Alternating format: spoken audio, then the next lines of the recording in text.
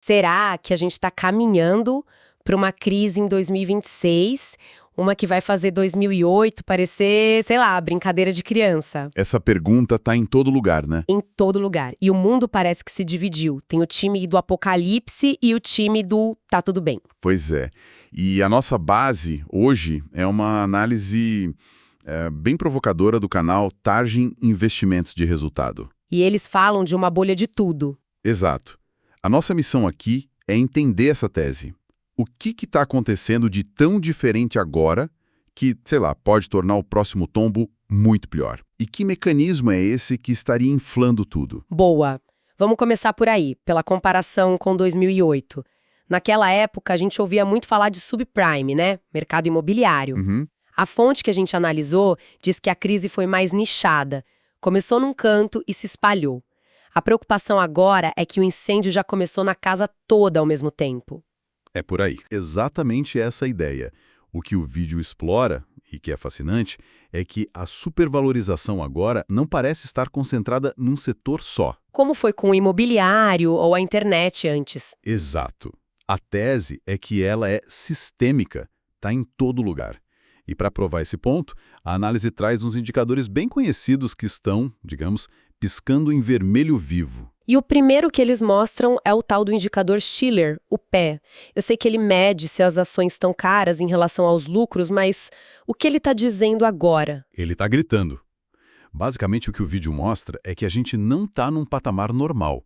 A gente está lá em cima, perto dos picos históricos que antecederam grandes quedas. Ou seja, na média, as maiores empresas dos Estados Unidos estão com preços muito esticados. Muito esticados em relação ao que elas realmente geram de lucro. Ok, mas isso é olhar só para as empresas. A análise também compara o mercado com a economia como um todo, certo? Acho que é aí que a coisa fica mais alarmante. Fica, sim. E esse é o segundo, o famoso indicador Buffett. O próprio Warren Buffett popularizou essa métrica, que é bem simples. É o valor da bolsa dividido pelo PIB, né? Isso. Compara o valor do mercado de ações com a economia real. E o dado que a análise traz é chocante. Esse indicador está na máxima histórica, passando de 220% nos Estados Unidos. 220%? O que isso quer dizer na prática? Que o valor de papel das empresas na bolsa é mais que o dobro de tudo que a economia americana produz em um ano. É exatamente essa leitura. Nossa. Isso parece completamente insano. E segundo a lógica do Buffett, é um sinal claríssimo de euforia.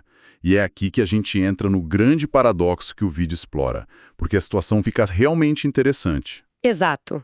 Porque se todos os indicadores clássicos que caras como Warren Buffett usam estão dizendo cuidado, tudo caro, a gente esperaria que ele estivesse ganhando rios de dinheiro, né? Por ser cauteloso. E não é o que está acontecendo.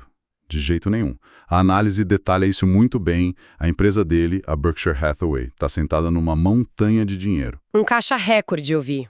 Um caixa recorde de 344 bilhões de dólares. Ele vendeu uma parte gigante da posição dele em Apple, ou seja, ele está com o pé no freio. Esperando a batida. Só que, desde 2023, o fundo dele tem performado pior que o S&P 500. Na prática, estar certo sobre a bolha está custando dinheiro para ele. O mercado ignora e continua subindo. O caso do Buffett é muito emblemático. Mas ele não está sozinho, né? O material traz um caso ainda mais extremo, o do Michael Burry. Sim, o cara do filme A Grande Aposta.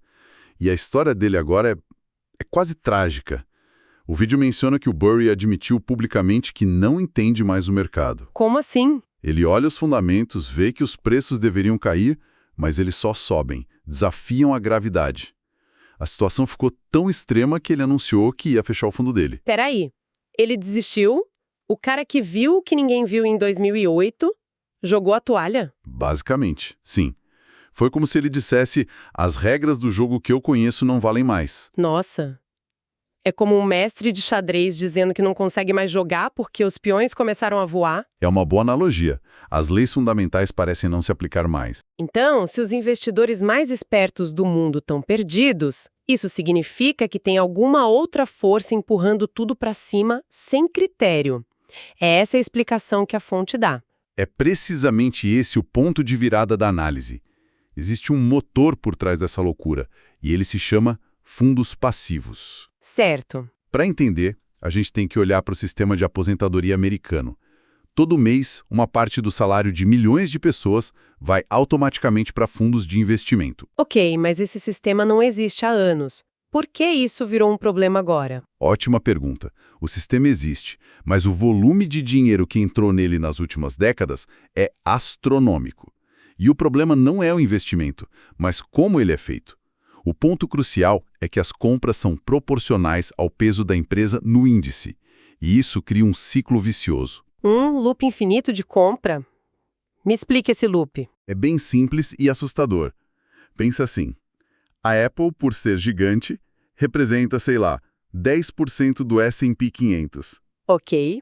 Todo mês, chegam trilhões de dólares novos nesses fundos. O que eles fazem? Automaticamente, eles pegam 10% desse dinheiro todo e compram ações da Apple. Sem questionar. Sem análise nenhuma. Essa enxurrada de dinheiro, essa pressão compradora constante, faz o preço da ação subir. Lógico, faz sentido. Só que aí vem a segunda parte do loop. Com o preço mais alto, o valor de mercado da Apple aumenta, e com um valor maior, ela passa a representar, digamos, 13% do índice. Ah, entendi. O que acontece no mês seguinte, quando entra mais dinheiro, Os fundos vão alocar 13% do dinheiro novo na Apple, empurrando o preço ainda mais para cima. Nossa, é um ciclo que se retroalimenta. exatamente. A compra não tem nada a ver com o lucro da Apple, com os produtos, é pura matemática cega. É uma compra mecânica. E o vídeo usa um exemplo visual com a própria Apple, que é de cair o queixo. Eles mostram um gráfico com duas linhas. Certo. Uma é o preço real da ação, subindo sem parar. A outra é o preço que a ação teria se não fosse por todo esse fluxo dos fundos passivos. E qual a diferença? Uma distorção de 5 vezes. O preço real estaria perto de $250, enquanto o preço fundamental seria de apenas 50. 5 vezes. Inacreditável. Quer dizer que 80% do valor de uma das maiores empresas do mundo é fumaça. Só fluxo de dinheiro sem análise. É por isso que o Burry está confuso. O jogo agora parece ser menos sobre valor e mais sobre fluxo de capital. Tá, então o cenário é de uma bolha gigantesca inflada por essa compra automática. Mas bolhas estouram. O que poderia ser o alfinete dessa vez? A análise aponta para algum gatilho? Aponta para dois principais. O primeiro, e talvez o mais imediato, seria uma crise de crédito. O vídeo mostra um indicador que mede a tensão no mercado interbancário. Que é basicamente o quanto os bancos estão cobrando para emprestar uns para os outros. Exato. Quando esse indicador dá uns picos, significa que os bancos estão desconfiados. Ninguém quer emprestar. É um sinal de estresse no coração do sistema. E isso tem acontecido? A análise cita picos recentes, no fim de outubro e novembro, que coincidiram com quedas fortes nas criptomoedas. A leitura é que isso pode ser um sinal de que algum banco grande está com problema de liquidez. Entendi. Um banco quebrando seria o primeiro dominó. E qual o segundo gatilho? O segundo seria a consequência do primeiro, a virada do ciclo econômico para uma recessão de verdade. Que todo mundo fala, mas que ainda não chegou. Exato. A economia americana vem desacelerando, mas ainda não entrou numa recessão oficial. O argumento é que uma crise de crédito forçaria essa virada, porque o crédito ficaria caro e escasso para todo mundo. Certo. Então temos os gatilhos no radar. Isso quer dizer que o colapso é iminente? E aqui vem a parte mais complexa. O vídeo argumenta que, não necessariamente, pelo menos não de imediato, o governo americano tem uma dívida gigante para rolar. E uma crise de crédito agora seria péssimo para isso. Seria suicídio financeiro. Então, qual é a ferramenta que o Fed, o Banco Central Americano, usa em toda a crise para evitar o apocalipse? A impressora de dinheiro. O famoso quantitative easing. É também um veneno, Por quê? porque essa injeção de dinheiro vai direto para os ativos financeiros. Ou seja, eles jogariam ainda mais combustível na fogueira da bolha de tudo, só para adiar o estouro. Nossa, que paradoxo. Para apagar o fogo no curto prazo, eles jogam gasolina que vai causar uma explosão ainda maior no futuro. É uma ótima analogia. Eles estão presos nesse ciclo. E para monitorar essa gasolina, a análise apresenta mais um indicador, o de fluxo líquido de capital. Que mede todo o dinheiro circulando no mundo. Isso, e ele está na máxima histórica, 186,33 trilhões de dólares. E o mais importante, ele ainda não começou a cair. E por que isso é relevante? O vídeo mostra que nas últimas grandes correções, como em 2017, 2019, 2022, esse fluxo caiu antes dos preços. Ele funciona como um sinalizador. A mensagem é que a grande queda nesse fluxo, que seria o sinal definitivo, ainda não aconteceu. Com toda essa complexidade, qual a estratégia de proteção que o material sugere? Ficar parado esperando não parece ser uma boa opção. A estratégia proposta é bem diversificada. Primeiro, ter caixa, especialmente em dólar. Segundo, o clássico, metais preciosos, ouro. E o terceiro ponto, que é bem interessante, é manter uma posição em Bitcoin. Aí eu fico na dúvida. O Bitcoin não é super volátil? Em momentos de pânico, ele não costuma derreter junto com todo o resto? Sim, e a análise reconhece isso. A tese não é que o Bitcoin vá subir durante a crise. Pelo contrário, Ah, bom. a expectativa é que ele sofra uma correção forte junto com os outros ativos de risco. A diferença, segundo o argumento, está na recuperação. Como assim? A recuperação do Bitcoin tende a ser em V, muito rápida. E o motivo volta para o nosso paradoxo. Qual a solução dos bancos centrais para a crise? Imprimir mais dinheiro. Exato. E essa desvalorização da moeda fiduciária é, no longo prazo, o maior combustível para um ativo digitalmente escasso como o Bitcoin. Então a estratégia seria usar a queda como uma oportunidade de compra. Faz sentido. A cura para a doença do sistema acaba sendo o melhor remédio para o Bitcoin. Ok, vamos amarrar tudo isso. A gente partiu da pergunta se 2026 pode ser pior que 2008. E descobrimos uma tese sobre uma bolha de tudo, muito mais ampla. Isso, alimentada por um fluxo cego e automático de dinheiro dos fundos de aposentadoria, que ignora completamente o valor real das empresas. Vimos que essa distorção é tão grande que deixou até lendas do mercado perdidas.